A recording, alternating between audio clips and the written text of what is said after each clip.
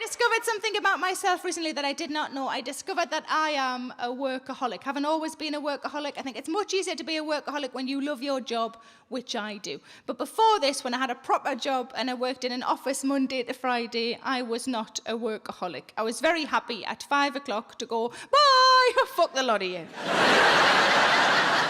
But I read an article about workaholics by a man called Oliver Berkman, and he said people are workaholics for one of two reasons. Either they're hiding away from something at home, or they have nothing else going on in their lives. And I realised quite sadly that I fell into the latter category. I had my job, but I didn't really do or have anything else. One of the remedies he suggested to fix this, he said, actively create meaning elsewhere. And that's what I decided to do over the last 12 months, and that is what my show is about. Now, the first thing I decided to do, I decided to buy a house. I'd lived in the same rented city centre flat in Manchester for the last 6 years, and I really wanted somewhere, I wanted a house, I wanted to settle down. I wanted a house mostly because I'd lived in flats for 16 years, and I really missed going upstairs to bed.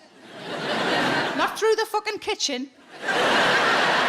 Upstairs to bed. But I was sitting only a few weeks ago, quite smugly, upstairs in bed, thinking, this is the life. I've arrived. I'm upstairs in bed.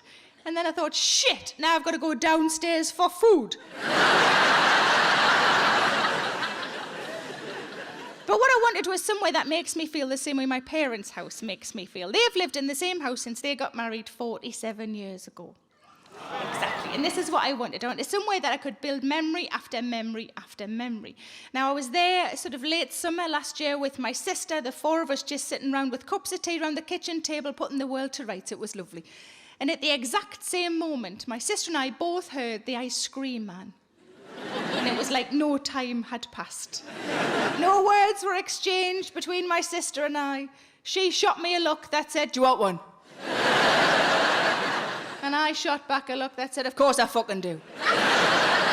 She picked up her purse and she ran out of the house. When she came back in, she told me there'd be no children anywhere near the ice cream man, just a 44-year-old woman running towards it.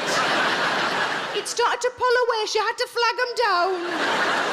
And as she flagged him down, he shouted out of the window, come on, missus, you can do it. She came back in with 3 ice creams, one for me, one for her, and one for me dad, because my mum doesn't really like sweet things. And she said, where's dad gone? Because my dad was no longer in the room. I said, he's gone to the toilet. Now, I don't know what your dads are like, but my dad can lose a good 20 minutes, half an hour in there. So she started to sort of lick her ice cream and kind of tidy his, do you know what I mean? Licking hers normally, but then spinning this one round. She was like a fucking machine, licking and tidying, licking and tidying, licking and tidying. This one started to get quite small, and I said, oh, that's not fair on Dad. And she said, well, what do you want me to do about it? I said, I think you should take it to him while he's on the toilet. And she said, well, if I'm going, you're coming with us. So we go upstairs together. Mum and Dad's toilet is separate from their bathroom. And I said to my sister, before you go any further, you must promise me one thing. She said, what's that? I said, you must promise me that when you open that door, you keep your eyes tight shut, because you will never be able to unsee what you are about to say.